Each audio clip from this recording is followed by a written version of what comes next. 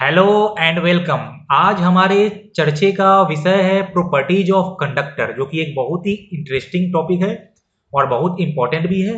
हम लोग उसको अच्छे से स्टडी करेंगे, लेकिन उस टॉपिक को स्टार्ट करने से पहले हमने एक क्वेश्चन लिया है, तो क्वेश्चन से करते हैं शुभारंभ। ये अच्छा क्वेश्चन है, कंसेप्चुअल क्वेश्चन है। उसके बाद हम लोग next topic properties of conductor start कर देंगे। ओके, चलिए क्वेश्चन को पहले रीड करते हैं। क्वेश्चन है कि the electric field on two sides of a large charged plate is shown। अब देखिए यहाँ पे क्वेश्चन में मेंशन है लार्ज चार्ज्ड प्लेट। क्या बोला है? Large charged plate. और इसमें अगर क्वेश्चन में आपको कंडक्टिंग प्लेट या मेटालिक प्लेट मेंशन नहीं किया है, मतलब कि ये मेरा प्लेट है नॉन कंडक्टिंग प्लेट, या आप इसको लार्ज नॉन कंडक्टिंग सीट भी बोल सकते हो। अच्छी बात है ना? हाँ सर, बिल्कुल। मैं फिर से एक बार इस क्वेश्चन को करता हूँ रीड की the electric field on two sides of a large charge plate is shown full stop. Find charge density of plate and external field. जरा आप लोग क्वेश्चन को एक बार खुद से रीड करो और समझने की कोशिश करो कि क्वेश्चन में मेरे से पूछ क्या रहा है और क्वेश्चन में मेरे को क्या इंफॉर्मेशन दिया हुआ है। तो मेरे पास एक लार्ज नॉन कंडक्टिंग सीट है जिसका कुछ सरफेस चार्ज डेंसिटी सिग्मा रहा होगा, और हमसे वो क्वेश्चन में सिग्मा पूछा है। और एक चीज पूछा है आपसे, एक्सटर्नल फील्ड। अब देखिए, हो सकता था कि अगर इस क्वेश्चन को थोड़ा सा और टफ या फिर थोड़ा सा अगर सोचने वाला और बनाना होता ना, तो यहाँ पे ये जो आपका है ना मेंशन एक्सटर्नल फील्ड, ये आपको मेंशन नहीं करता, ये आपको क्वेश्चन में मेंशन नहीं करता। तो चलो कि एक बार हम पहले इसको हटा देते हैं और फिर देखते हैं कि क्वेश्चन कैसा बनता। मतलब कि आपसे सिर्फ ये पूछता कि find charge density of plate. क्या पूछता आपसे? Find charge density of plate. अच्छी बात है। अब देखिए, तो ये क्वेश्चन आपका और अच्छा हो गया। आपको यहाँ पे थोड़ा सा और कुछ सोचना पड़ेगा। वो क्या सोचना पड़ेगा मैं आपको वो बता रहा हूँ।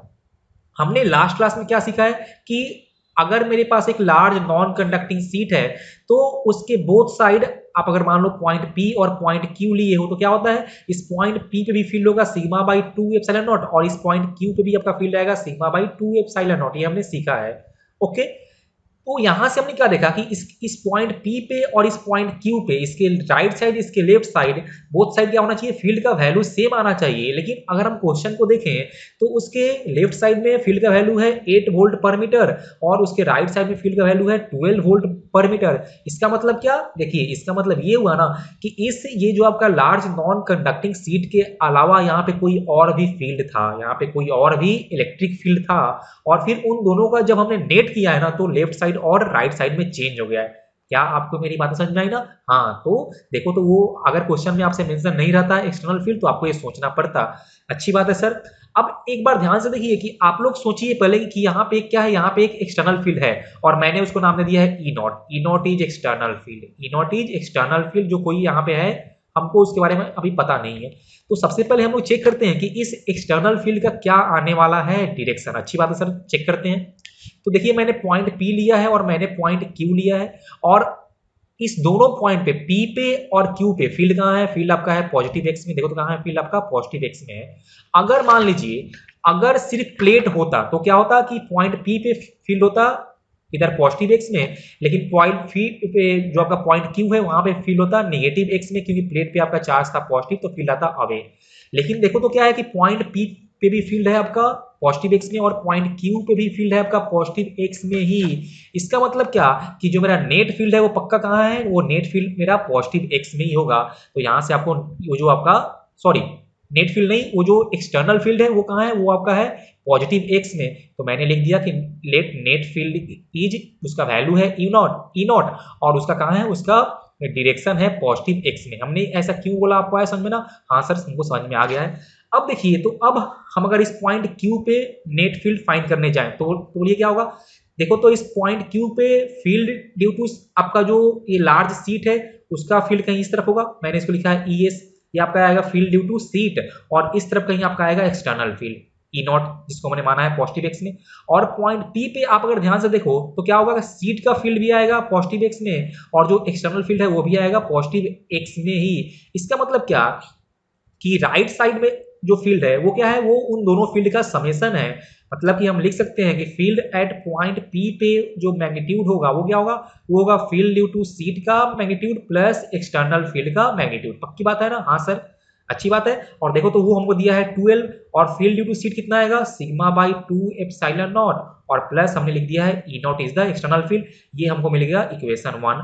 आप अगर बात करो पॉइंट क्यू पे तो वहां क्या मिलेगा आपको, पॉइंट क्यू पे फील्ड क्या है, दोनों फील्ड है अपोजिट इन डायरेक्शन और जो पॉइंट क्यू पे आपका नेट फील्ड है वो है in the direction of external field, मतलब कि एक्सटर्नल फील्ड का वैल्यू ज्यादा था तो हमने उसको लिख दिया है मॉड ई नॉट माइनस आपका mod E S field due to sheet. बोलो और कितना है फील्ड आपका पॉइंट क्यू पे, वो आपका है 8, तो ये यहां से आपका हो जाएगा बोलो ई नॉट एंड माइनस हमने इसको कितना कर दिया, हमने इसको कर दिया है सिग्मा बाई 2 एप्सिलॉन नॉट, ठीक है ना।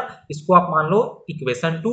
अब इसको आप सॉल्व कर लो तो आपको सिग्मा का वैल्यू भी मिल जाएगा और आपको ई नॉट भी मिल जाएगा। तो देखो तो मैंने 1 + 2 कर दिया, 1 + 2 कर दिया तो ई नॉट और ई नॉट हो जाएगा, सॉरी आपका सिग्मा बाई 2 एप्सिलॉन नॉट और minus sigma by 2 epsilon not, ये हो जाएगा कैंसिल, मतलब यहाँ से आपको मिलेगा 2 E naught is equal to 20 और आपको यहाँ से मिल जाएगा E naught is equal to 10 volt per metre.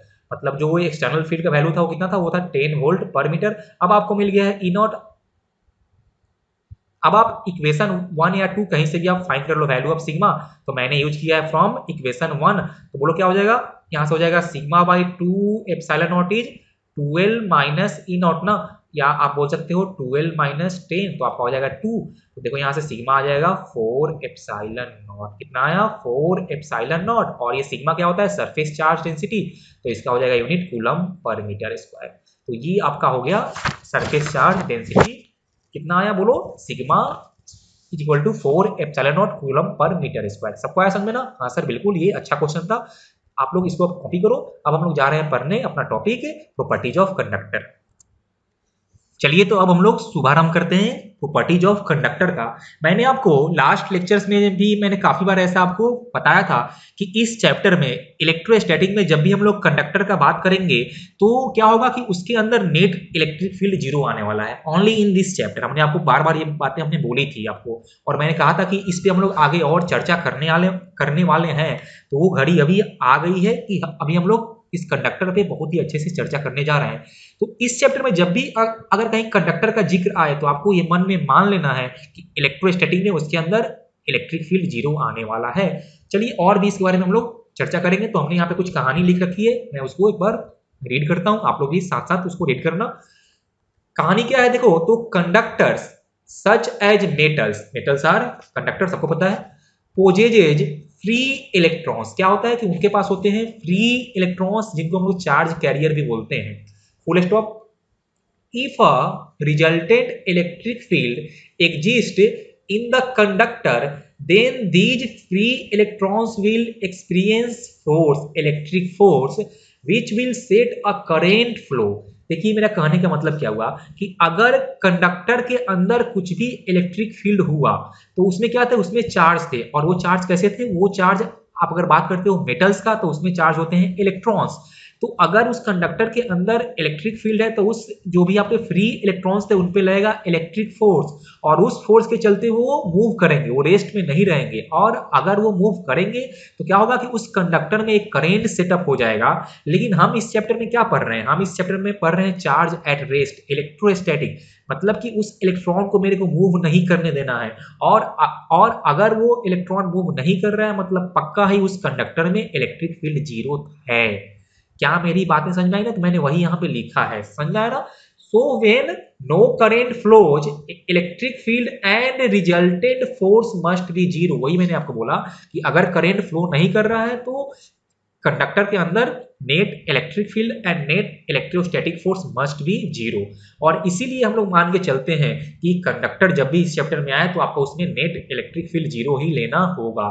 सबके दिमाग में ये बातें आई समझ में ना? हाँ सर बिल्कुल आ गई। चलिए आगे बढ़ते हैं। और दज मैंने वही यहाँ पे लिखा है कंक्लूजन, दज under electrostatic condition the value of electric field at all points with in the conductor, at all points with in the conductor. देखिए मैंने बोला है विद इन द कंडक्टर क्योंकि कंडक्टर के आउटर सरफेस पे इलेक्ट्रिक फील्ड होता है, जो कि हमने सीखा भी है जब हम लोग गॉस लॉ पढ़ रहे थे। तो हमने मेटालिक सिलेंडर लिया था, मेटालिक स्फीयर लिया था, तो हमने चेक किया था कि उसके सरफेस पे फील्ड आया था सिग्मा बाई एप्सिलॉन नॉट, उसके अंदर फील्ड नहीं आया था।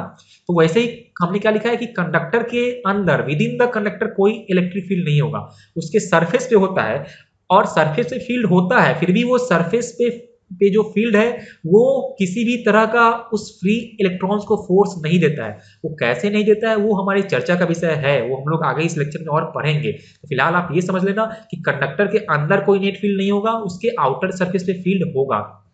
अच्छा, मैं आपको एक बात और बताना चाह रहा हूं कि अगर जब भी इस कंडक्टर वाले टॉपिक पे थोड़ा सा एडवांस क्वेश्चन आता है तो उसके लिए मैं आपको एक बात और बोलना चाहता हूं। वो बात ये है कि हमने क्या सीखा कि electric field at all points with in the conductor, and within the conductor का मतलब ये हुआ कि जहां पे मटेरियल है, क्योंकि देखिए कि जहां पे मटेरियल नहीं होगा ना वहां पे कोई फ्री इलेक्ट्रॉन्स ही नहीं है, तो वहां पे अगर फील्ड हो भी तो भी वो इलेक्ट्रॉन्स मूव नहीं करने वाला है। मेरा कहने का मतलब क्या है, सुनिए, देखिए इधर जैसे मान लीजिए कि मेरे पास ये एक मेटालिक कंडक्टर है ये, और ये क्या है, इसका पूरा यहाँ पे ये मटेरियल से फील्ड है।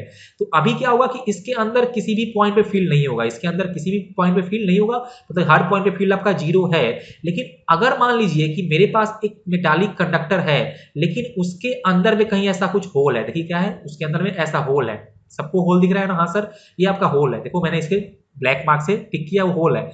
और कहाँ है, उसका मटेरियल सिर्फ यहाँ पे है, ये जो दिख रहा है जो आपको लाइन लाइन ना, मटेरियल सिर्फ वहीं पे है।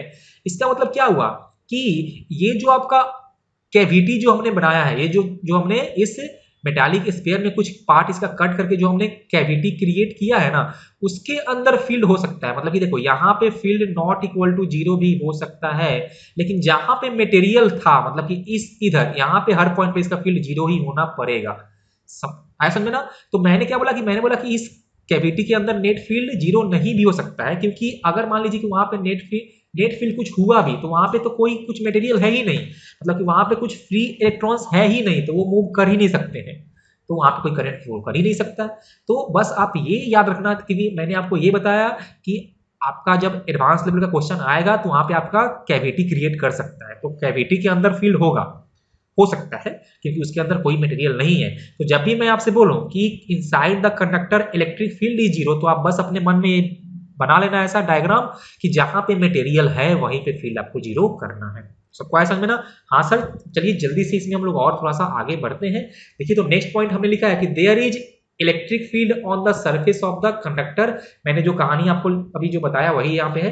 This field does not help charge to move, मतलब ये कंडक्टर के सरफेस पे फील्ड तो होता है, आउटर सरफेस पे फील्ड तो होता है, लेकिन वो चार्ज को मूव करने में हेल्प नहीं करता है। अब सवाल उठता है कैसे, हाउ। तो मैंने यहाँ लिखा है कि we will study later in this lecture, मतलब ये क्यों ऐसा होता है, क्यों वो जो फील्ड जो सरफेस पे होता है वो चार्ज को मूव करने के लिए हेल्प नहीं करता है, वो मैं आपको इस लेक्चर में आगे बताऊंगा। फिलहाल आप लोग इसको बस ध्यान में रखना। पक्की बात है ना। हाँ सर, चलिए अब हम लोग थोड़ा सा और इसके बारे में आगे बढ़ते हैं। तो प्रॉपर्टीज ऑफ कंडक्टर में जो पहला पॉइंट है, और ये पॉइंट मैंने आपको लास्ट क्लास में सिखाया भी था जब हमने गॉस लॉ पढ़ रहे थे। देखो पहला पॉइंट क्या है कि excess net charge on conductor, excess net charge on conductor resides on its outer surface. मैंने ये पहले भी बताया था जब हम लोग एप्लीकेशन ऑफ गॉस लॉ से हम लोग जब मेटालिक स्फीयर के बारे में फील्ड फाइंड किया था, तो हमने क्या बोला था कि इनसाइड द मेटालिक स्फीयर कोई भी इलेक्ट्रिक फील्ड नहीं होता है, तो गॉस लॉ से उसके अंदर कोई चार्ज भी नहीं होना चाहिए।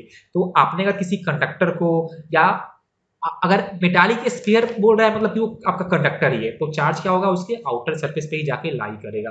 देखो मैंने फिर से उसको प्रूव भी कर दिया है। Inside the conductor electric field is zero, सबको पता है ना, हाँ सर होना ही पड़ेगा। तो from E dot D S is equal to Q in by epsilon not. मैंने यहाँ पे देखो तो उसके अंदर इस स्फीयर, ये जो आपका कंडक्टर है स्फेरिकल कंडक्टर, इसके अंदर मैंने एक गॉसियन सरफेस लिया है स्मॉल आर रेडियस का, तो उसके अंदर कहीं फील्ड नहीं होगा, तो आपका ई डॉट डी एस हो जाएगा जीरो, तो वहां से आपका क्यू इन आ जाएगा जीरो। समझ में आया ना, मतलब कि इस ये जो आपका स्फेरिकल कंडक्टर है इसके अंदर में कोई चार्ज नहीं होगा, तो जो भी आप चार्ज दोगे तो कहाँ जाएगा, वो इसके आउटर सरफेस पे, कहीं इधर कहीं आपके आउटर सरफेस पे आ जाएगा।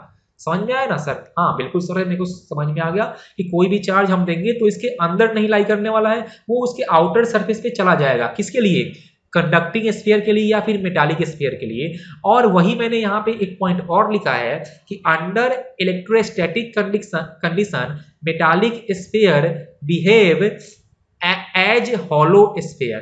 अंडर इलेक्ट्रोस्टैटिक कंडीशन कंडीशन बोलिए, मेटालिक स्फीयर या फिर आप बोल सकते हो कंडक्टिंग स्फीयर, क्योंकि आपका क्या है, अगर मेटालिक स्फीयर है तो कंडक्टिंग स्फीयर ही होगा। बिहेव एज हॉलो स्फीयर, हमने ऐसा क्यों बोला, क्योंकि आपके पास अगर एक हॉलो स्फीयर है तो उसके अंदर भी कोई चार्ज नहीं होगा, सारा चार्ज कहाँ होगा, उसके आउटर सरफेस पे। आपके पास अगर मेटालिक स्फीयर है, मेटालिक कंडक्टर है, स्फेरिकल कंडक्टर, तो उसका भी चार्ज कहाँ जा रहा है, उसके आउटर सरफेस पे ही जा रहा है, समझा है ना। तो मतलब कि metallic sphere behave as a hollow sphere, समझ में आया। और इसलिए मैंने जब आप गॉस लॉ पढ़ रहे थे तो हमने आपको कहा भी था कि जब भी आपको क्वेश्चन में अगर मेटालिक स्फीयर मेंशन रहे, कंडक्टिंग स्फीयर मेंशन रहे, तो आप हॉलो स्फीयर वाला की जो फॉर्मूला है आप वही डिराइव करना। सबको आया समझ में ना। हाँ सर समझ में आ गया। चलिए हम लोग और भी इसमें आगे बढ़ते हैं, कुछ पॉइंट्स हम लोग देखते हैं जल्दी से। तो नेक्स्ट पॉइंट देखो अपना क्या है, नेक्स्ट पॉइंट हम लोग आ रहे हैं, चलिए नेक्स्ट पॉइंट अपना है पॉइंट नंबर 2। तो पॉइंट नंबर 2 क्या है, देखिए कि electric field at any point near the charge surface या charge conductor is sigma by epsilon naught just outside, या आप बोल सकते हो जस्ट नियर द सरफेस। और ये हमने फॉर्मूला पहले डिराइव भी किया था for metallic sphere and for metallic cylinder. हमने आपको बताया भी था कि एक आपके पास अगर एक कंडक्टर है तो क्या होता है कि उसके सरफेस पे फील्ड कितना आया था, सिग्मा बाई एप्सिलॉन नॉट। सबको याद है ना थोड़ा सा कि मेटालिक स्फीयर के लिए, मेटालिक सिलेंडर के लिए उसके सरफेस पे कितना फील्ड आया था, सिग्मा बाई एप्सिलॉन नॉट। और सिग्मा क्या था, सिग्मा था आपका सरफेस चार्ज डेंसिटी, सिग्मा था सरफेस चार्ज डेंसिटी। तो वही हमने बोला है कि electric field at any point just near the conductor, लेकिन आपको लेना होगा आउटसाइड में, या आप बोल सकते हो just outside the conductor is sigma by epsilon not. ये आपका वैलिड है हर तरह के कंडक्टर के लिए। हमने आपको प्रूव करके दिखाया था फॉर, बोलिए, for metallic cylinder and for metallic sphere, लेकिन ये हर तरह के कंडक्टर के लिए वैलिड होता है, ये आप याद रखना। Just outside field is sigma by epsilon naught, या on the surface is also sigma by epsilon naught inside the, बोलिए, कंडक्टर फील्ड जीरो। सबको याद रहेगा ना, हाँ बिल्कुल याद रहेगा। अब चलिए आगे हम लोग इसमें और कुछ करते हैं चर्चा। तो देखिए थर्ड पॉइंट क्या है कि if net charge is given to a conductor, मतलब कि आपने अगर किसी कंडक्टर को नेट चार्ज दिया है तो हमने क्या सीखा है कि वो चार्ज कहां जाएगा, वो चार्ज जाएगा उसके आउटर सरफेस पे। अब ये सवाल उठता है कि सर वो जो आउटर सरफेस पे चार्ज गया है वो उसका कैसा होगा डिस्ट्रीब्यूशन। इसका मतलब ये हुआ कि वो जो चार्ज यूनिफॉर्मली होगा डिस्ट्रीब्यूट या फिर होगा नॉन यूनिफॉर्मली डिस्ट्रीब्यूट। अब चर्चा वो है, तो उसी के बारे में हमने लिखा है थर्ड पॉइंट कि if net charge is given to a conductor और अगर वो मेरा कंडक्टर यूनिफॉर्म शेप में है, कैसा है, यूनिफॉर्म इन शेप, मतलब कि अगर वो एक मान लीजिए कि स्फेरिकल आपका कंडक्टर है तो कैसा होता है, shape of a spherical conductor is uniform. समझ में आया ना। तो वही हमने बात कर रहे हैं, चर्चा कर रहे हैं उसके शेप के बारे में कि if net charge is given to a conductor which is uniform in shape then charge is distributed uniformly। अगर उस कंडक्टर का शेप यूनिफॉर्म है तब क्या होगा कि उस पे चार्ज, उसके आउटर सरफेस पे जो चार्ज होगा वो यूनिफॉर्मली डिस्ट्रीब्यूटेड होगा। इसका मतलब ये होगा कि उस मेटालिक या उस कंडक्टिंग सरफेस के लिए, उस कंडक्टिंग सरफेस के लिए आपका जो सरफेस चार्ज डेंसिटी है ना वो आपका हो जाएगा यूनिफॉर्म। तो ये बात आप लोग याद रखना कि अगर कंडक्टर का शेप यूनिफॉर्म है तो उसके आउटर सरफेस पे जो चार्ज का डिस्ट्रीब्यूशन होगा वो भी होगा यूनिफॉर्म, मतलब कि उसके हर पॉइंट पे सरफेस चार्ज डेंसिटी सेम आने वाला है। समझ आया अच्छी sir. Otherwise charge is distributed non uniformly, मतलब कि अगर उसका शेप यूनिफॉर्म नहीं हुआ है तब जो उसका चार्ज का जो होगा distribution on the outer surface वो यूनिफॉर्म नहीं होगा, वो हो जाएगा नॉन यूनिफॉर्म। इसका मतलब क्या हुआ सर कि आपका सिग्मा हो जाएगा, सिग्मा अब हो जाएगा not constant, sigma not constant. समझ आया ना। तो अगर उसका शेप यूनिफॉर्म था तो सरफेस चार्ज डेंसिटी कांस्टेंट होगा, यूनिफॉर्म होगा। अगर उसका शेप यूनिफॉर्म नहीं है तो उसका सरफेस चार्ज डेंसिटी यूनिफॉर्म नहीं होगा। इसको चलिए हम समझते हैं एक एग्जांपल से। तो देखो, तो मैंने यहाँ पे लिया है एग्जाम्पल, यहाँ देखिए सबको ये एग्जाम्पल दिख रहा है। देखो तो पहले केस में मैंने एक लिया है स्फेरिकल कंडक्टर, तो इसका शेप क्या है, इसका शेप यूनिफॉर्म है सर। और जो नेक्स्ट केस में हमने लिया है केस, इसको मान लो केस 1, इसको मान लो आप केस 2। केस 2 में जो हमने लिया है कंडक्टर, तो वो देखो कि वो आपका परफेक्ट स्फीयर नहीं है, तो वो यूनिफॉर्म नहीं है।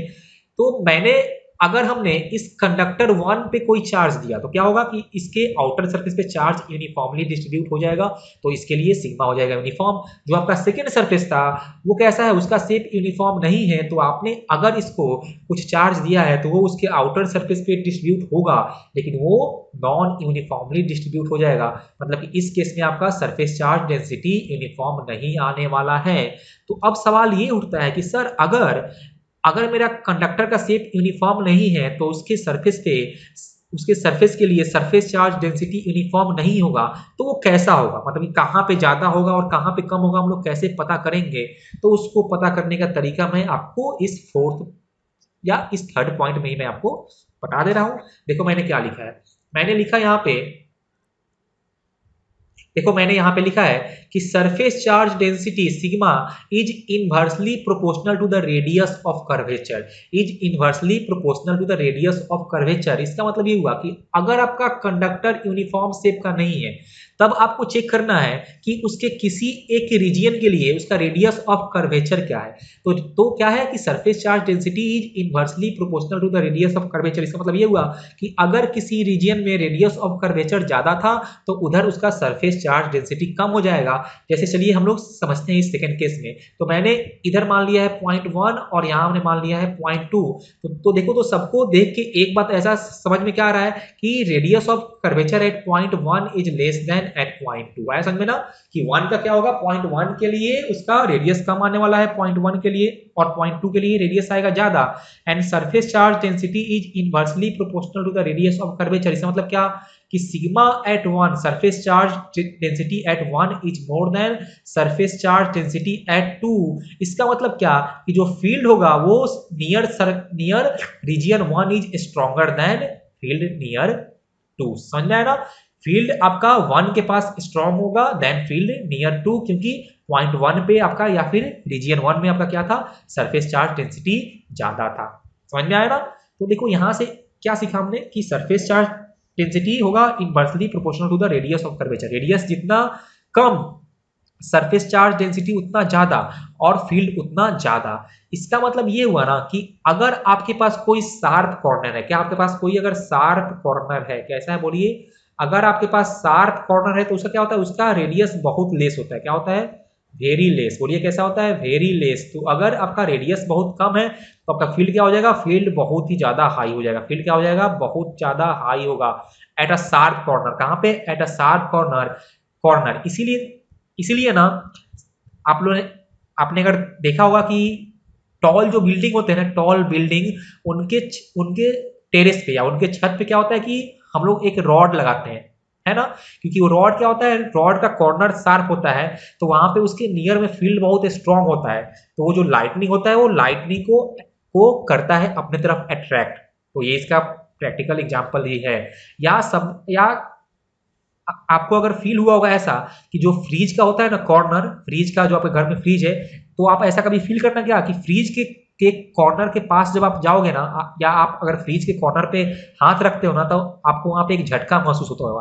वो क्यों होता है कि क्योंकि फ्रीज का जो क्या है कॉर्नर है वहां, वो क्या है, वो होता है शार्प कॉर्नर, तो वहां पे फील्ड बहुत ज्यादा स्ट्रांग होता है, तो इसलिए आपको वहां पे झटका महसूस होता है। समझ में आया। तो at sharp corner field are strong. चलिए अब हम लोग बात करते हैं इसमें आगे। तो अब हम लोग बात करते हैं फोर्थ पॉइंट का। देखो तो हमने फोर्थ पॉइंट लिया है कि electric potential is constant on the whole body of the conductor. किसी भी कंडक्टर के होल बॉडी के लिए क्या होता है, इलेक्ट्रिक पोटेंशियल यूनिफॉर्म होता है या कांस्टेंट होता है।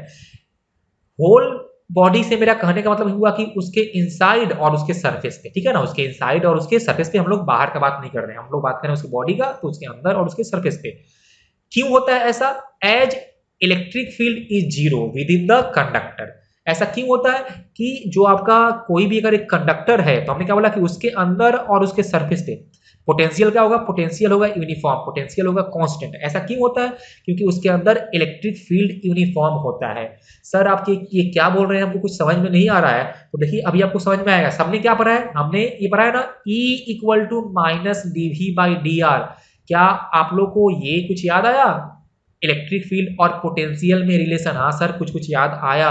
तो अगर कुछ कुछ याद आया तो बोलिए, अगर मैं आपसे बोलूं कि E कहीं पे जीरो है, E कहीं पे जीरो है, तो E क्या होता है? Differentiation of electric potential. तो अगर किसी चीज का डिफरेंशिएशन जीरो आया है, इसका मतलब क्या कि वो जो आपका जो क्वांटिटी है वो कैसा है? वो आपका कांस्टेंट है। तो देखिए वही मैंने बोला कि अगर इलेक्ट्रिक फील्ड जीरो था मतलब कि पोटेंशियल यूनिफॉर्म था। समझ में आया ना? तो अगर पोटेंशियल यूनिफॉर्म है तो आप बॉडी ऑफ कंडक्टर को इक्विपोटेंशियल सरफेस भी बोल सकते हो, कि कोई भी अगर आपके पास कंडक्टर है तो उसका बॉडी कैसा होता है? इक्विपोटेंशियल सरफेस होता है। समझ में आया ना? और जब हम लोग पोटेंशियल के बारे में स्टडी कर रहे होंगे तो मैंने वहां पे आपको ऐसा बताया भी होगा कि potential due to a hollow sphere, तो उसके अंदर और उसके सरफेस पे आपका क्या आया था? पोटेंशियल सेम आया होगा, और वो आया था के क्यू बाई आर, और आर उसका रेडियस था। तो वहां भी क्या था कि आपका पोटेंशियल कांस्टेंट ही था, और हमने यहाँ देख लिया कि क्यों वो कांस्टेंट होता है। समझ में आया? अब चलिए आते हैं पांचवें पॉइंट पे। देखिए मैंने पांचवा पॉइंट क्या लिया है कि direction of electric field on the surface of conductor is normal to the surface. अब देखिए अब वो घड़ी आ गई है जहां पे हम ये सीखने जाएंगे कि on the surface of conductor क्या होता है? इलेक्ट्रिक फील्ड तो होता है, लेकिन फिर भी वो चार्ज को मोशन नहीं करता है बोलिए प्रोवाइड। ये हमने पहले आपको बताया था और हमने कहा था कि इसका रीजन मैं आपको आगे बताऊंगा। तो वो घड़ी आ गई है। तो देखिए क्या खास बात होता है उसके सरफेस वाले फील्ड का। तो हमने लिखा है कि direction of electric field on the surface of conductor is normal to the surface. इसका मतलब क्या हुआ कि अगर आपके पास एक कंडक्टर है, तो क्या होगा कि इसके सरफेस के हर पॉइंट में फील्ड कैसा होगा? फील्ड होगा इससे नॉर्मल। अब सर ये नॉर्मल फील्ड होने से हमको क्या फायदा मिला?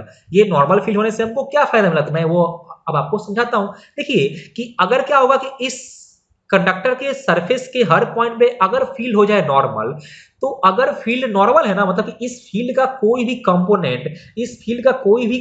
कंपोनेंट इस सरफेस के टेंजेंशियली नहीं आया। क्या आएगा? इसके टेंजेंशियली फील्ड कितना हो जाएगा? जीरो। और अगर इसके टेंजेंशियली फील्ड जीरो हो गया है ना, मतलब कि इसके सरफेस पे जो भी आपके फ्री इलेक्ट्रॉन्स थे उन पे कोई भी फोर्स नहीं लगेगा और वो मूव नहीं करेंगे। तो वही मैं आपको समझा रहा था कि इसके सरफेस पे फील्ड तो होता है, लेकिन वो फील्ड ऐसा होता है क्योंकि वो चार्ज के मोशन में उसका कोई भी कंट्रीब्यूशन होता ही नहीं है। और वो क्यों नहीं होता है वो आपको समझ में आ गया।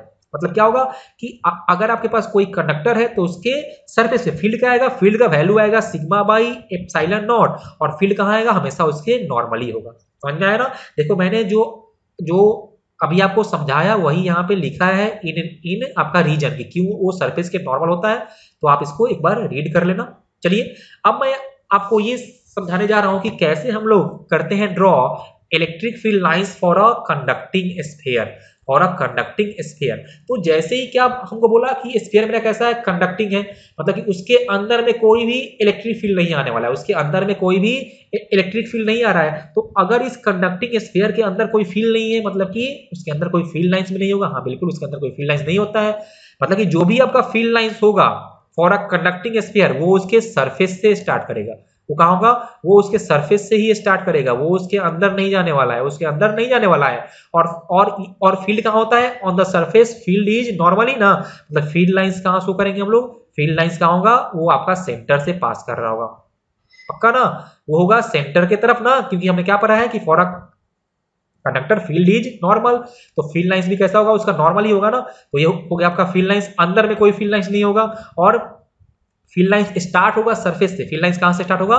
सरफेस से, और वो आपका होगा नॉर्मली। अब मान लीजिए कि इस पे पॉजिटिव चार्ज था। कैसे चार्ज था इस पे अगर पॉजिटिव चार्ज था तो फील्ड कैसा होगा? फील्ड लाइंस होगा इससे अवे ना। तो देखिए फील्ड लाइंस होगा इससे अवे, तो इसके सरफेस से स्टार्ट होगा और इसके नॉर्मली होगा, अंदर में कोई फील्ड लाइन नहीं होगा।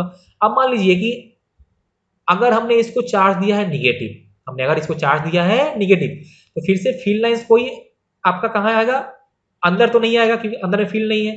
तो फील्ड लाइंस आपका होगा देखो, तो हमने ये ड्रॉ किया कि फील्ड लाइंस क्या होगा? फिर से स्टार्ट होगा आपका सरफेस से ही, उसके अंदर फील्ड लाइन नहीं आएगा। लेकिन इस बार चार्ज कैसा है? इस बार हमने चार्ज लिया है निगेटिव। बोलिए निगेटिव, तो फील्ड कैसा होगा? फील्ड होगा टुवर्ड्स द कंडक्टर। तो फील्ड लाइंस आपको कुछ ऐसा हो जाएगा, देखिए इसके तरफ हो जाएगा। समझ में आया ना? तो अगर उस पर चार्ज हो पॉजिटिव या चार्ज हो कैसा? Negative, field lines will start from the surface of conductor if charge is positive and terminate on the surface of conductor if charge is negative। समझ में आया? तो ये आपका हो गया field lines for a spherical conductor. ये question आपका जेई में आ भी चुका है। ये 3-4 वहां पे ऑप्शन दिया था और पूछा था कौन सा फील्ड लाइंस सही है फॉर अ स्फेरिकल कंडक्टर। तो वहां पे आपको यही चेक करना था कि उसके अंदर कोई फील्ड लाइन नहीं होना चाहिए और फील्ड लाइन आपका सेंटर से पास करता हुआ मेरे को दिखना चाहिए, क्योंकि फील्ड लाइंस कहाँ होगा, उसके सरफेस के नॉर्मल होगा। सबको आया समझ में ना? हाँ सर बिल्कुल, हमको समझ में आ गया है। तो जल्दी से इसको कॉपी कर लो, फिर हम लोग आगे बढ़ते हैं। छठा पॉइंट है अपना कि if a conductor is placed inside external electric field. देखिए, तो इससे पहले जो भी हमने केस सीखा है वहां पे क्या था कि हम लोग कंडक्टर को चार्ज दे रहे थे, तो वहां पे जो भी उसका फील्ड आ रहा था इनसाइड या ऑन द सर्फेस, वो उसके खुद के चार्ज के चलते आ रहा था। अभी हमने क्या किया कि हमने एक कंडक्टर को किसी और के फील्ड में रखा है, तो हम देखते हैं कि वो कैसा बिहेव करता है। तो देखो, मैं फिर से अगर आपसे बोलूं कि आप कंडक्टर को में आप आपके पास अगर एक कंडक्टर है तो आप उसका करो चर्चा उसके खुद के चार्ज के चलते या किसी और के फील्ड में रखने के चलते। इन बोथ केस उसके अंदर फील्ड तो जीरो ही आने वाला है भाई, वो चेंज नहीं करने वाला है, क्योंकि अगर आप इलेक्ट्रोस्टैटिक बात कर रहे हो तो कंडक्टर के अंदर आपको फील्ड जीरो करना ही करना होगा। समझ में आया ना? तो यही आपका होना चाहिए प्राइमरी थिंकिंग, कि अगर हमने इस कंडक्टर को एक्सटर्नल फील्ड में भी रखा है तो भी उसके अंदर फील्ड जीरो ही आने वाला है। अब वो कैसे आएगा वो हमको यहाँ पे चर्चा करना है। तो सुनिए आप लोग, if a conductor is placed inside external field then also field inside the conductor is zero. तब भी क्या होगा कि उसके अंदर आपका इलेक्ट्रिक फील्ड जीरो ही आने वाला है, नेट फील्ड उसके अंदर जीरो ही आएगा। अब कैसे आएगा वो हम लोग करते हैं चर्चा। वो हमने वो लिखा है यहाँ पे कि free electrons in conductor experience electric force opposite to the direction of external field. देखिए, इसका मतलब क्या हुआ कि अगर मेरे पास ये मेटालिक कंडक्टर है तो इसमें क्या होंगे, इसमें होंगे फ्री इलेक्ट्रॉन्स। इसमें क्या होंगे, फ्री इलेक्ट्रॉन्स। और हमको पता है कि अगर आपके पास कोई चार्ज को है और आपने उसको अगर इलेक्ट्रिक फील्ड में रखा है तो उस पर इलेक्ट्रिक फोर्स लगता है। पॉजिटिव चार्ज पे जिस तरफ फील्ड होता है उस तरफ फोर्स होता है, और चार्ज अगर निगेटिव है तो फील्ड के अपोजिटिव फोर्स लगता है। तो यहाँ हम बात कर रहे हैं इसके फ्री इलेक्ट्रॉन्स का, तो उन पे चार्ज होगा निगेटिव। तो वही हमने बोला है कि इस एक्सटर्नल फील्ड के चलते इस क्या होगा, इस कंडक्टर में जो फ्री इलेक्ट्रॉन्स थे उन पे एक लगेगा एक्सटर्नल फील्ड के चलते इलेक्ट्रिक फोर्स, और कहां लगेगा, वो लगेगा opposite to the direction of field. तो देखो, तो मैंने यहाँ पे फील्ड लिया है अलोंग पॉजिटिव एक्स। कहां लिया है, फील्ड लिया है अलोंग पॉजिटिव एक्स, मतलब कि इसमें जो फ्री इलेक्ट्रॉन्स थे उन पे फोर्स लगेगा टुवर्ड्स निगेटिव एक्स। और तब वो जो फ्री इलेक्ट्रॉन्स थे वो कहां करेंगे, वो करेंगे move towards the left side of the conductor. देखो मैंने यहाँ पे शो कर रहा है, मतलब कि आपके जो इस कंडक्टर में जो जो इलेक्ट्रॉन होंगे वो राइट साइड से लेफ्ट साइड की तरफ शिफ्ट करेंगे। तो वो जिस तरफ शिफ्ट करेंगे उस तरफ आ जाएगा निगेटिव चार्ज, और वो जिस तरफ से भाग के आए हैं उस तरफ आ जाएगा पॉजिटिव चार्ज। वो क्या आ गया, उस तरफ आ जाएगा पॉजिटिव चार्ज। तो वही हमने यहाँ पे लिखा भी था कि सेपरेशन ऑफ चार्ज होता है, और ये जो सेपरेशन ऑफ चार्ज होगा, ये जो सेपरेशन ऑफ चार्ज आपका यहाँ पे हुआ है माइनस और प्लस का, ये तब तक होता है, ये तब तक होता है जब तक कि इस सेपरेशन ऑफ चार्ज के चलते जो एक नया फील्ड इंड्यूस होगा वो फील्ड इस एक्सटर्नल फील्ड को कैंसिल आउट ना कर दे। क्या सबको मेरी बातें समझ में आई ना? देखो, तो आपने इस कंडक्टर को एक एक्सटर्नल फील्ड में रखा था, पक्की बात है। अब क्या हुआ कि उस एक्सटर्नल फील्ड में रखने के चलते इस कंडक्टर में एक सेपरेशन ऑफ चार्ज हुआ है। अब क्या हुआ कि उस सेपरेशन ऑफ चार्ज के चलते जो इसका लेफ्ट साइड था उस तरफ आ गया है निगेटिव चार्ज, और जो राइट साइड था उस तरफ आ गया पॉजिटिव चार्ज। इनको हम लोग बोलते हैं इंड्यूस चार्ज।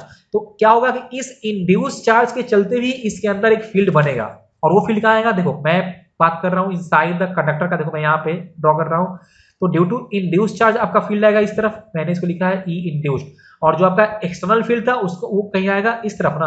अब ये जो इंड्यूस फील्ड है वो है opposite to the external field. अब क्या होगा, ये जो इंड्यूस फील्ड था वो एक्सटर्नल फील्ड को कर देगा कैंसल आउट, और नेट फील्ड हो जाएगा जीरो। तो वही मैंने बोला कि ये सेपरेशन ऑफ चार्ज तब तक होगा जब तक कि इंड्यूस वाला फील्ड एक्सटर्नल को कैंसिल आउट ना कर दे, तो फिर से इसके अंदर फील्ड आपका जीरो ही हो जाएगा। तो अब मैं अगर यहाँ पे इसका फील्ड लाइन ड्रॉ करूं तो पहले मैं यहाँ लिखता हूँ कि यहाँ पे फील्ड हो जाएगा जीरो इनसाइड आपका due to separation of charge. और आपको अगर फील्ड लाइंस ड्रॉ करना है तो इसके बाहर होगा लेफ्ट साइड, इसके बाहर होगा राइट साइड भी, लेकिन इसके अंदर फिर से कोई फील्ड लाइंस नहीं आने वाला है। इसके अंदर में कोई भी फील्ड लाइंस नहीं आएगा, क्योंकि इसके अंदर में फील्ड क्या हो गया है, फील्ड आपका जीरो हो गया है। समझ आया ना? और देखो, तो मैं near the edge of sheet, मैं फील्ड लाइंस मैंने स्ट्रेट नहीं बनाया है, इसको हम लोग बोलते हैं एज इफेक्ट। ये जो फील्ड लाइंस होते हैं ना वो near the edge of the बोलिए कंडक्टर, वो थोड़ा सा होते हैं डिस्टॉर्टेड। ठीक है ना, वो बहुत कम ही होता है तो उसको हम लोग कंसीडर करते नहीं है, लेकिन आपको फील्ड लाइंस में कहीं कहीं आपके बुक में ऐसा शो किया रहता है। तो अगर इस ये जो आपका कंडक्टर था इसके एज के नियर अगर कहीं फील्ड लाइन ऐसे आपका टेढ़ा बनाया हो तो आप उससे टेंशन मत लेना, क्योंकि वो फील्ड थोड़ा सा उसको वहां पे वो डिस्टॉर्टेड होता है। बाकी उसके आप एज के आप अगर दूर जाओ तो स्ट्रेट लाइन बना सकते हो। समझ में आया? तो ये आपका हो गया फील्ड लाइंस। अगर हमने किसी कंडक्टर को कहाँ रखा है, एक्सटर्नल फील्ड में रखा है, तो इसके अंदर फिर से फील्ड जीरो था, वहां पे चार्ज सेपरेशन हुआ था। ये आप लोग याद, ये होता है कंडक्टर का खासियत कि वो चार्ज को क्या करेगा, मूव कराएगा अपने अंदर, और ऐसे मूव कराता है कि वो बाहर वाले फील्ड को कैंसल आउट कर देता है। पक्की बात है? मतलब कि हम यहाँ पे बोल सकते हैं कि इनसाइड द कंडक्टर क्या है कि field due to induce charge is equal in magnitude but opposite in field due to, वही ना, एक्सटर्नल। तो हम लोग ऐसा इसको हम लोग लिख सकते हैं कि field of induce charge is negative of field due to external, equal in magnitude but opposite in direction. अब चलो इस पे हम लोग एक क्वेश्चन करते हैं प्रैक्टिस, आपको ये समझ में आएगा। तो देखो मैंने यहाँ पे एक क्वेश्चन लिया है। क्वेश्चन क्या है कि a charge Q is kept in front of a neutral metallic sphere. ये जो मेटालिक स्फीयर है इस पे आपका पहले से कोई चार्ज नहीं था, ये न्यूट्रल था। अगर इस पे कुछ चार्ज होता तो भी इसके अंदर फील्ड जीरो ही होता, ठीक है ना। अब लेकिन हमको यहाँ माना है कि वो न्यूट्रल है। Full stop. Find the electric field at the centre of the sphere due to induce charge on the surface of the conductor. देखिए आपसे पूछा गया है कि मेरे पास एक न्यूट्रल मेटालिक कंडक्टर है और उसके नियर हमने एक पॉइंट चार्ज रखा है उसके सेंटर से d डिस्टेंस पे। अब क्या हुआ कि ये पॉइंट चार्ज इस मेटालिक स्फीयर के अंदर अपना कुछ फील्ड बनाएगा, तो उसको आप मान लो एक्सटर्नल फील्ड। लेकिन हमने क्या सीखा है कि इसके अंदर फील्ड होगा जीरो, मतलब कि इस जो आपका जो मेटालिक कंडक्टर था, आपका जो मेटालिक कंडक्टर मान लो यहाँ पे इसका मटेरियल था, तो ये जो मेटालिक कंडक्टर है इसके अंदर जो फ्री इलेक्ट्रॉन्स थे वो क्या करेंगे, वो करेंगे मूव, और उनके चलते होगा चार्ज सेपरेशन। और कैसा होगा बोलिए, बोलो। तो देखो, तो अगर ये पॉइंट चार्ज है तो इसका फील्ड कहाँ आएगा, इसका फील्ड कहीं इस तरफ आने वाला है। मतलब जो सेपरेशन ऑफ चार्ज कुछ ऐसा होगा कि इस तरफ आ जाएगा आपका निगेटिव चार्ज आएगा ना, और इस तरफ आपका हो जाएगा सेपरेशन होगा पॉजिटिव चार्ज का, और इनका फील्ड आपका आने वाला है इस पॉइंट चार्ज के अपोजिट में। तो यहां लिखते हैं हम सॉल्यूशन क्या कि electric field due to induce charge is negative of field due to external, यही ना। अब हमसे सिर्फ पूछा है वैल्यू, हमसे क्या पूछा है, हमसे सिर्फ पूछा है वैल्यू। तो इसका मतलब क्या कि इंड्यूस्ड फील्ड का जो मैग्नीट्यूड आने वाला है, इंड्यूस्ड फील्ड का जो मैग्नीट्यूड आने वाला है वो क्या होगा, वो होगा जस्ट इक्वल इन, बोलिए, just equal in magnitude of external field ना। देखिए हमसे बात किया है सिर्फ मैग्नीट्यूड का, मतलब हम सिर्फ क्या फाइंड कर लेंगे, हम सिर्फ फाइंड कर लेंगे इस पॉइंट चार्ज का फील्ड ऑन द सेंटर। बोलिए कितना हो जाएगा, के क्यू बाई डी स्क्वायर, या आप इसको बोल सकते हो Q by 4 pi epsilon naught D square. ये हुआ इंड्यूस चार्ज के चलते फील्ड। समझ में आया ना। तो देखो, तो ये क्वेश्चन हमको कंसेप्ट पता था तो हमने इसको आसानी से सॉल्व कर लिया। अब ये जो इंड्यूस फील्ड कहाँ आएगा, तो देखो मान लो कि अगर हमने ये बनाया है सेंटर, तो जो आपका फील्ड है कौन सा, external due two point charge, वो कहीं आएगा इस तरफ। तो इस तरफ आपका फील्ड आएगा एक्सटर्नल, तो इंड्यूस फील्ड आपका आने वाला है इस तरफ पॉजिटिव एक्स में। समझ में आया ना। तो जल्दी से आप इसको कॉपी कर लो, आप ऐसे इसको सॉल्व भी कर सकते हो। अब देखो, तो ऐसा सिमिलर क्वेश्चन, एक ऐसा बिल्कुल ही similar question HC Verma sir के बुक में भी है, ठीक है ना। वहां पे आपका मेंशन है एक मेटालिक क्यूब। तो अगर ये मेटालिक क्यूब है तो उसके अंदर फील्ड जीरो ही करना है, और बोला है कि उसके सेंटर से d डिस्टेंस पे हमने एक पॉइंट चार्ज रखा है। और फिर से क्वेश्चन वही है कि find electric field at the centre of Q due to induced charge. तो फिर से आपका आंसर वही होगा, देखो Q by 4 pi epsilon naught D square. तो मैंने यहाँ पे आंसर भी लिखा है। अब जो इंड्यूस चार्ज का फील्ड आएगा वो आएगा नीचे, क्योंकि जो आपका पॉइंट चार्ज का फील्ड आएगा ऊपर, तो क्या होगा, इंड्यूस वाला फील्ड जो आएगा वो जस्ट इसके आएगा अपोजिट ना, तो आपका नीचे आ जाएगा। तो आप इसको सॉल्व कर लेना, ये क्वेश्चन आपको मिल जाएगा HC वर्मा सर के बुक में। जल्दी से इसको कॉपी करो, फिर हम लोग आगे और इस पे चर्चा करते हैं। ये है अपना 7th पॉइंट, और ये पॉइंट एडवांस लेवल का है, ठीक है ना। तो इसको आप लोग अच्छे से ध्यान देके सीखना। देखो पॉइंट क्या है कि कैविटी इनसाइड अ कंडक्टर। ये चर्चा मैंने आपको पहले बताया था कि अगर आपके कंडक्टर में कैविटी बना दिया जाए तो ये क्वेश्चन आपका थोड़ा सा एडवांस लेवल का बन जाता है, क्योंकि जैसे ही हमने क्या किया, आपने अगर कंडक्टर में कैविटी बना लिया है, मतलब कि आपने उतना दूर से मटेरियल को हटा लिया, ठीक है। तो चलिए देखते हैं इसमें क्या केस हो सकता है। तो हमने लिखा कि if there is cavity in the conductor and within the cavity there is no charge placed.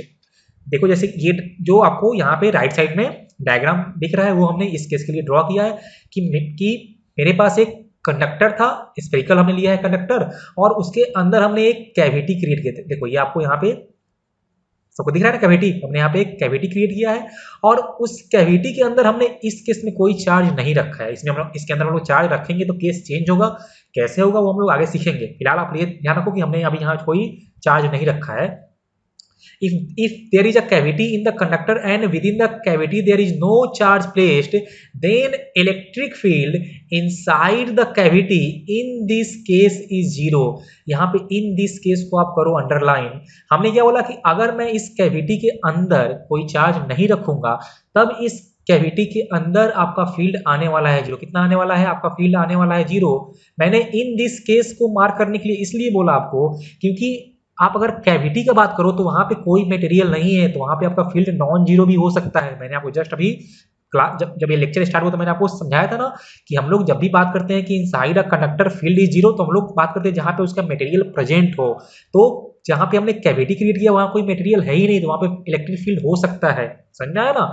हाँ, इस केस में नहीं है, इस केस में नहीं है। हमने कैविटी के अंदर कोई चार्ज नहीं रखा है तो कैविटी के अंदर भी कोई फील्ड नहीं होगा। और अगर मैं बात करूं इधर जहां पे मटेरियल है जिसको मैंने रेड इंक से किया है शेडेड, तो वहां पे अगर मटेरियल है तब तो वहां पे तो किसी भी केस में आपका फील्ड वहां पे जीरो ही होने वाला है।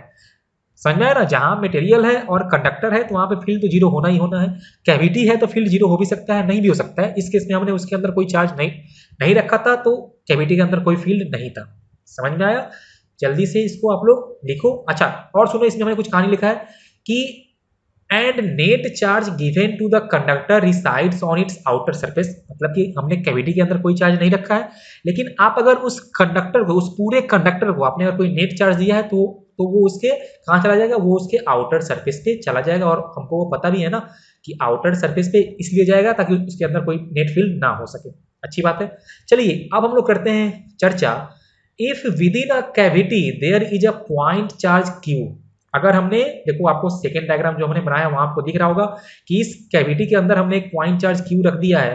Now field in the cavity is not zero. देखो ये आपका यहाँ पे गेम थोड़ा सा चेंज हुआ ना। इससे पहले वाले केस में क्या था कि उसके अंदर कोई चार्ज नहीं था कैविटी के अंदर, तो कोई कैविटी के अंदर फील्ड भी नहीं था। हमने जैसे ही कैविटी के अंदर फील्ड एक चार्ज रख दिया, अब क्या होगा कि अब इसके अंदर फील्ड आपका हो जाएगा नॉन जीरो। मतलब inside the cavity field is non zero. और ऐसा पॉसिबल है, मैं आपको ये कितनी बार बता भी चुका हूँ, क्योंकि यहाँ पे कोई मटेरियल नहीं है। और आप अगर गॉस लॉ यूज करके देखो तो अगर मैं यहाँ पे गॉसियन सरफेस ऐसे कुछ ले लूँ तो देखो क्या है कि उसके अंदर में कुछ नेट चार्ज आ रहा है तो पक्का वहाँ पे नेट फील्ड आएगा भी। तो आप ऐसे भी देख सकते हो ना। और ऐसे भी यहाँ पे मटेरियल नहीं था तो वहाँ पे नेट फील्ड जीरो नहीं हो तो हम लोग खुश हैं। ठीक है ना? जहाँ पे मटेरियल है वहाँ पे आपको फील्ड जीरो करना है। समझ में आया? अच्छी बात है सर। तो जैसे ही हमने कैविटी के अंदर एक चार्ज रखा, अब क्या हुआ कि इस कैविटी के अंदर नेट फील्ड हो गया नॉन जीरो। अब मैं बात करूं जहां पे मटेरियल है, जहां पे हमने ये रेड इंक से शेडेड किया है, तो यहां पे आपका फिर से फील्ड जीरो ही आएगा, क्योंकि जहां पे मटेरियल वहां पे तो कोई फील्ड हो ही नहीं सकता है। समझ में आया ना? तो if within a cavity there is a point charge Q, now field in the cavity is not zero but field inside the conductor, मतलब कि where material is present is still zero. समझ में आया ना? अब देखिए यहाँ पे एक लफड़ा आता है। यहाँ पे ये कहानी आपका इतना आसानी से खत्म नहीं होता है। यहाँ पे थोड़ा सा आपको और ध्यान देना होगा। देखो वो ध्यान क्या देना होगा, मैंने आपसे क्या बोला कि ये inside the cavity field is not zero, लेकिन जहां पे मटेरियल है वहां पे फील्ड जीरो होना है। मतलब कि अगर मैं इस मटेरियल वाले पार्ट में एक गॉसियन सरफेस कंसीडर करूं, सब लोग यहाँ से ध्यान से देखो, मैं यहाँ पे गॉसियन सरफेस में ब्लैक इंक से हमने कंसीडर किया है जहां पे मटेरियल है। अब हमने क्या सीखा कि जहां पे मटेरियल है वहां पे फील्ड होना पड़ेगा जीरो। क्या होना पड़ेगा? वहां पे फील्ड होना पड़ेगा जीरो। मतलब कि इस गॉसियन सरफेस के लिए मेरा फील्ड आएगा जीरो। क्या आएगा? फील्ड आएगा जीरो। मतलब कि ई डॉट डी एस आने वाला है जीरो। और अगर ई डॉट डी एस आने वाला है जीरो मतलब नेट चार्ज भी आएगा जीरो। आएगा ना? नेट चार्ज भी आना चाहिए जीरो। लेकिन आप ध्यान से देखो तो इस गॉसियन के सरफेस के अंदर अभी एक पॉइंट चार्ज आ जा रहा है, अभी एक पॉइंट चार्ज आ जा रहा है। तो मेरा नेट चार्ज जो था जीरो वो तो सेटिस्फाई नहीं हो पाया। सर ये तो सवाल उठता है कि सर ये कैसे हो गया। तो देखिए यहाँ पे थोड़ा सा आपको कुछ और भी सोचना पड़ता है। देखिए वो क्या करना पड़ेगा, तो यहाँ पे आपको उस गॉसियन सरफेस के अंदर नेट चार्ज जीरो करने के लिए देखिए यहाँ पे एक्चुअल में होता क्या है। यहाँ पे ना जैसे ही हमने, अब आ जाइए आप इस थर्ड डायग्राम में, जैसे ही हमने इस कैविटी के अंदर एक कोई पॉइंट चार्ज रख दिया, इस कैविटी के अंदर एक पॉइंट चार्ज रख दिया क्यों, अब क्या होता है ना कि इस पॉइंट चार्ज के चलते इस कैविटी के मेटालिक सरफेस से, मतलब देखो मैं इसको करता हूं यहाँ रेड से मार्क करता हूं, ये रेड वाला, इधर क्या होता है ना कि एक माइनस क्यू का चार्ज होता है इंड्यूस, क्या होता है माइनस क्यू का चार्ज होता है इंड्यूस, ऐसा होता है। आपने अगर सेंटर इसके कैविटी के अंदर आपने अगर एक कोई चार्ज रखा है पॉजिटिव चार्ज, तो क्या होगा कि इस कैविटी के मेटालिक सरफेस पे क्या होगा, निगेटिव चार्ज इंड्यूस हो जाएगा। देखो यहाँ पे निगेटिव चार्ज इंड्यूस हो गया है। अब आप अगर जहां पे मटेरियल है वहां पे आप अगर अब गॉसियन सरफेस लोगे तो अब उस पे अंदर में नेट चार्ज जीरो आ जाएगा, क्योंकि जितना हमने उस कैविटी में पॉजिटिव चार्ज रखा था उतना ही माइनस चार्ज यहाँ पे इंड्यूस भी हो गया। देखो देखो यहाँ पे क्या हो जाएगा, माइनस चार्ज इंड्यूस भी हो जाएगा, तो माइनस क्यू प्लस क्यू, अब उसके अंदर में नेट चार्ज जीरो हो गया है। तो अब हम लोग अच्छे से बोल सकते हैं कि जहाँ पे मटेरियल था वहां पे फील्ड जीरो हो गया। क्या सबको मेरी बातें समझ आई ना। तो यहाँ पे एक चार्ज इंड्यूस भी होता है, आप कैविटी के अंदर जितना चार्ज रखोगे उतना ही चार्ज इस कैविटी के मेटालिक सरफेस पे इंड्यूस हो जाएगा विथ अपोजिट नेचर में। ठीक है, तो चलिए अब हम आते हैं चर्चा में। तो to make field inside the conductor zero, negative charge minus Q will be induced on the metal surface of cavity, जो हमने अभी आपको समझाया है, समझ में आया ना। Now if a Gaussian surface is chosen outside the cavity, जो हमने देखो यहाँ पे लिया था ये आउटसाइड द कैविटी, आप अगर आप कोई गॉसियन सरफेस लोगे outside the cavity but inside the sphere, now if a Gaussian surface is chosen outside the cavity and inside the conductor, तब क्या होना चाहिए कि उसके हर पॉइंट पे फील्ड जीरो होना चाहिए, और हर पॉइंट पे फील्ड होने जीरो होने का मतलब कि चार्ज भी उसके उस गॉसियन सरफेस के अंदर जीरो होना चाहिए। तो हमने वो गॉसियन सरफेस के अंदर चार्ज जीरो कर लिया है, अब फील्ड भी जीरो हम लोग यहाँ पे सेटिस्फाई कर पाएंगे आसानी से। समझ में आया ना। हाँ सर बिल्कुल। अब देखिए कि if conductor was neutral earlier, मतलब कि अगर इस कंडक्टर पे कोई चार्ज नहीं था, लेकिन हमने क्या किया है, हमने इस कंडक्टर के एक सरफेस पे माइनस क्यू चार्ज इंड्यूस कर दिया है, तो इस पे नेट चार्ज जीरो था, मतलब कि कहीं पे प्लस क्यू चार्ज भी इंड्यूस हुआ होगा ना, तो वो उसके आउटर सरफेस पे प्लस क्यू चार्ज इंड्यूस होता है। तो यही आप लोग ध्यान रखना कि अगर एक क्या है, अगर एक कंडक्टर के अंदर कैविटी है तो उस कैविटी के अंदर जितना चार्ज रखोगे तो उस कैविटी के मेटल सरफेस पे उतना ही निगेटिव चार्ज इंड्यूस होगा और उतना ही पॉजिटिव चार्ज कंडक्टर के आउटर सरफेस पे इंड्यूस हो जाएगा। तो आपको यहाँ पे डायग्राम में दिख रहा होगा, देखो कि क्या था कि अगर ये कंडक्टर पहले से न्यूट्रल था तो उसके आउटर सरफेस से प्लस क्यू चार्ज इंड्यूस हो गया। अब आप चेक करो तो ये जो मेरा कंडक्टर है उसमें नेट चार्ज जीरो ही आएगा, प्लस क्यू उसके आउटर सरफेस पे और माइनस क्यू जो उसका ये जो था ना सरफेस अंदर वाला इंड्यूस हुआ था, तो प्लस क्यू माइनस क्यू वहां पे जीरो ही हो गया। समझ में आया ना। अगर इस कंडक्टर पे पहले से और कोई चार्ज होता तो हम लोग और वो चार्ज उसके आउटर सरफेस वाला चार्ज उसको हम लोग ऐड कर देते। तो आगे क्वेश्चन करेंगे तो आपका क्लियर हो जाएगा। फिलहाल आप ये बातें ध्यान रखना, कैविटी के अंदर चार्ज रखने से क्या क्या चेंजेज आया है, सबको याद रहेगा ना। बिल्कुल इसको याद रखना, ये आपका एडवांस क्वेश्चन के लिए आपका ये बन सकता है। चलिए हम जा रहे हैं अब फील्ड लाइंस ड्रॉ करने, इलेक्ट्रिक फील्ड लाइंस की। अगर कंडक्टर के अंदर कोई कैविटी है तो देखो, तो मैंने उसके पॉइंट चार्ज पे उसके सेंटर पे एक पॉइंट चार्ज रखा था पॉजिटिव क्यू, मतलब यहां से क्या होगा, फील्ड लाइंस यहां से निकलेगा और ये जो आपका कैविटी है उसके मेटल सरफेस पे क्या है, चार्ज है निगेटिव, मतलब कि वहां पे करेगा एंटर। तो अगर मैं फील्ड लाइंस ड्रॉ करूं तो कुछ ऐसा बनेगा, यहां से निकलेगा और यहां पे करेगा एंटर, पक्का ना। यहां से निकला और यहां पे किया एंटर, पक्का। ये जहां पे उसका है मटेरियल वहां पे कोई फील्ड नहीं होगा, तो यहाँ पे कोई फील्ड लाइंस भी नहीं होने वाले हैं। और इसके आउटर सरफेस पे गया है पॉजिटिव चार्ज, और कहाँ होता है, on the outer surface field are always normal ना, और चार्ज था आपका पॉजिटिव तो उससे आउटवर्ड।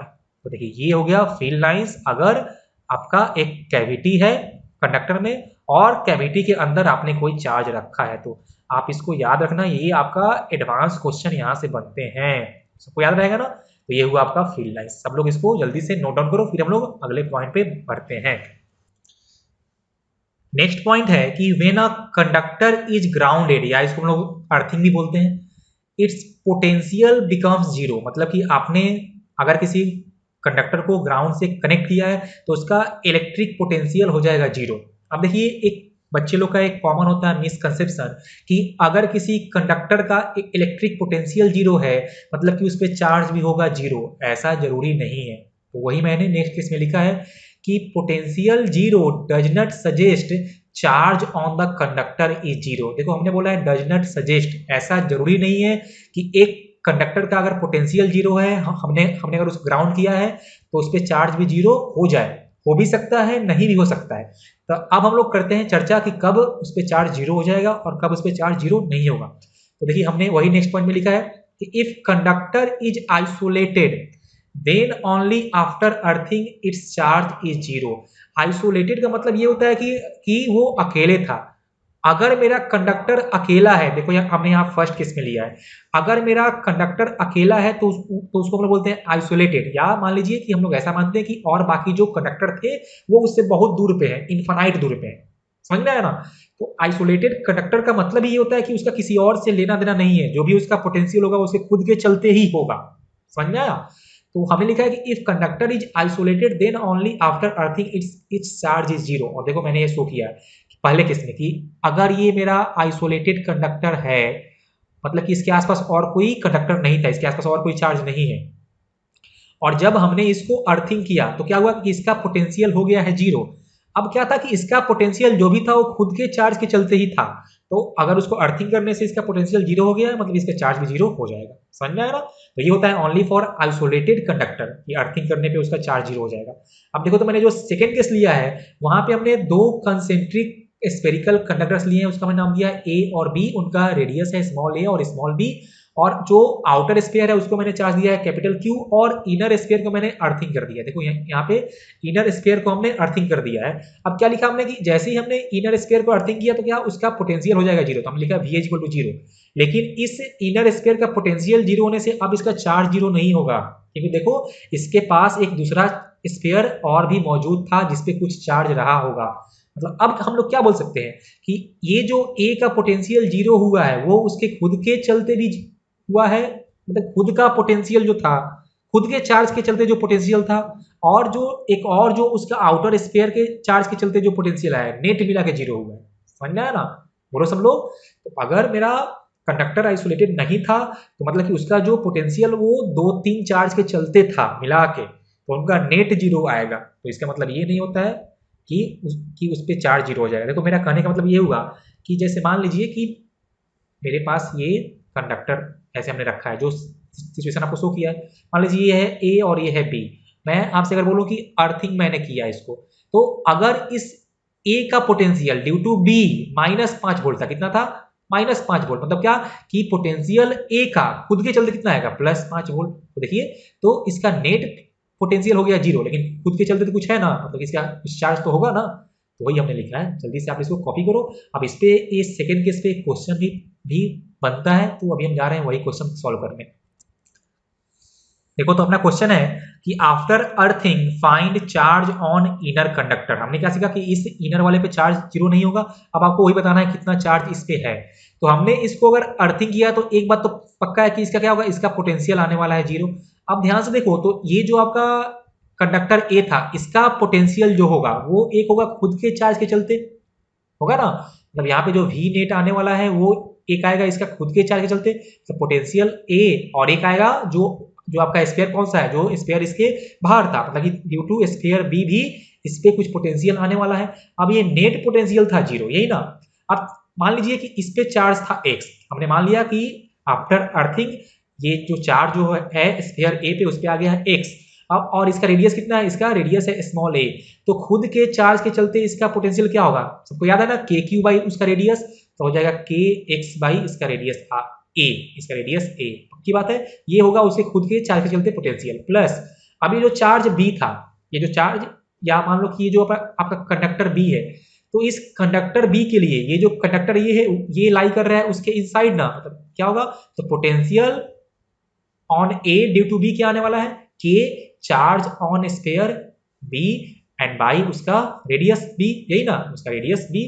तो जब आप इसको सॉल्व करोगे तो देखो यहाँ से क्या आएगा, यहाँ से आपका आ जाएगा कि minus K X by A is equal to K Q by B. देखो तो के से के कैंसल आउट, तो यहाँ से एक्स क्या आएगा, बोलो देखो यहाँ से एक्स आ जाएगा minus A by B into Q.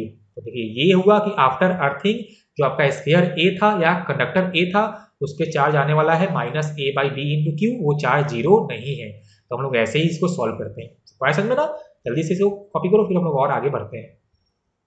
देखो तो अपना नेक्स्ट पॉइंट है कि after connecting conductors by a wire charges flows until potential becomes equal. मतलब कि आपके पास अगर दो कंडक्टर हैं 1 और 2 और आपने अगर इन दोनों को वायर से किया है कनेक्ट, तो क्या होता है इन दोनों के बीच में चार्ज फ्लो करता है और ये चार्ज तब तक फ्लो करता है जब तक कि दोनों का पोटेंशियल इक्वल ना हो जाए। इसमें हमने पहले क्वेश्चंस भी करके रखा हुआ है, ठीक है ना। बस यहाँ पे चर्चा हुआ था किसका, टॉपिक कंडक्टर का, तो मैंने आपको यहाँ से फिर से एक बार याद दिला दिया, लेकिन हमने इसके क्वेश्चन पहले भी कर चुके हैं, ठीक है। अब चलिए ये कंडक्टर वाले पे हमने इसका हर पॉइंट कर लिया है। अब इस पे एक दो क्वेश्चंस करते हैं ताकि अपना थोड़ा कंसेप्ट और खुले, ठीक है। तो चलिए देखिए हमने यहाँ पे क्वेश्चन लिया है। क्वेश्चन है कि a charge plus Q is placed inside a cavity of the conductor, charge on the conductor is plus Q. मतलब कि हमने इस कंडक्टर को पहले से प्लस क्यू चार्ज दे के रखा है, तो वो जो भी चार्ज कहाँ होगा उसके आउटर सरफेस पे आ जाएगा plus Q. Full stop. Find charge appearing on the outer surface of the conductor. हमसे ये पूछा है कि इसके आउटर सरफेस पे कितना चार्ज अपियर कर रहा होगा, ठीक है ना। तो हमने जो अभी हमने जस्ट क्वेश्चन क्या था ना कि कैविटी इनसाइड अ कंडक्टर। अब ध्यान से देखो, अगर ये मान लो कि अगर यहाँ पे खाली होता कैविटी, मान लो जस्ट यहाँ पे होता कैविटी और ये जो आपका कंडक्टर था इस पे हमने एक चार्ज क्यू दिया होता और इस कैविटी के अंदर में कोई चार्ज नहीं होता। अगर इस कैविटी के अंदर में कोई चार्ज नहीं होता मतलब कि इधर कोई चार्ज इंड्यूस भी नहीं होता और तब इसके आउटर सरफेस पे कितना चार्ज होता, कैपिटल क्यू हो जाता। लेकिन हमने अभी जस्ट क्या सीखा है कि अगर कैविटी के अंदर कोई चार्ज आपने रखा है क्यू, तो इस कैविटी के मेटल सरफेस पे क्या होता है माइनस चार्ज इंड्यूस होता है सेम वैल्यू का। मतलब कि आपने सेंटर पे अगर प्लस क्यू रखा है इनसाइड द कैविटी तो उसके मेटल सरफेस पे माइनस क्यू इंड्यूस हो जाएगा और इस माइनस क्यू के इंड्यूस होने के चलते क्या होता है कि उस कंडक्टर के आउटर सरफेस पे प्लस क्यू भी इंड्यूस होता है। यही हमने सीखा था ना, प्लस क्यू भी इंड्यूस होता है। इसका मतलब ये हुआ कि इस केस में इसके आउटर सरफेस पे चार्ज कितना आ जाएगा, कैपिटल क्यू प्लस क्यू। तो जितना उस पर चार्ज था और प्लस जितना हमने कैविटी के अंदर चार्ज रखा था उसके चलते जो इंड्यूस हुआ है, समझ आया ना। तो इसका आंसर कितना होगा, इसका आंसर हो जाएगा capital Q plus small Q. सबको आया समझ में ना। ये क्यों हुआ, ये कैविटी के अंदर जो हमने चार्ज रखा था उसके चलते इंड्यूस भी हुआ है ना। तो जो भी होता है इंड्यूस वो इस कैविटी के मेटल सरफेस पे आएगा माइनस में, और जितना माइनस पे होता है कैविटी के मेटल सरफेस पे इंड्यूस उतना ही प्लस आपका चला जाता है उस कंडक्टर के आउटर सरफेस पे। तो आउटर सरफेस पे चार्ज कितना हो जाएगा, कैपिटल क्यू प्लस क्यू। या सिंपल ऐसे याद रखना कि जो भी चार्ज हमने पहले उसको दिया था किसको, कंडक्टर को, वो और प्लस कैविटी के अंदर जो चार्ज रखा है वो। देखो क्यू प्लस क्यू आ गया यहाँ पे, capital Q plus small Q. पक्का ना, जल्दी से इसको कॉपी करो फिर हम लोग नेक्स्ट क्वेश्चन करते हैं। देखिए ये है अपना नेक्स्ट क्वेश्चन, इसको आप दे दो स्टार मार्क, आपको हर बुक में इस टाइप का क्वेश्चन दिख जाता है। चलिए देखते हैं, बहुत ही आसान है। क्या बोला हमसे कि find the charges appearing on the surfaces of A, B and C all are conductors। मेरे को क्या दिख रहा है, मेरे को तीन कंसेंट्रिक स्फेरिकल कंडक्टर्स A और B, C, A, B और C दिख रहा है, ठीक है ना। Full stop. Charge given to A, B and C are Q, 2Q and 3Q respectively. सबको यहाँ से क्या दिख रहा है कि मेरे पास तीन कंसेंट्रिक स्फेरिकल कंडक्टर्स हैं A, B और C, उन पे जो नेट चार्ज है वो Q, 2Q और 3Q दिया है। लेकिन हमसे पूछा क्या है, हमसे पूछा है कि इस कंडक्टर के ईच सरफेस पे कितना चार्ज होगा, आपको वो शो करना है।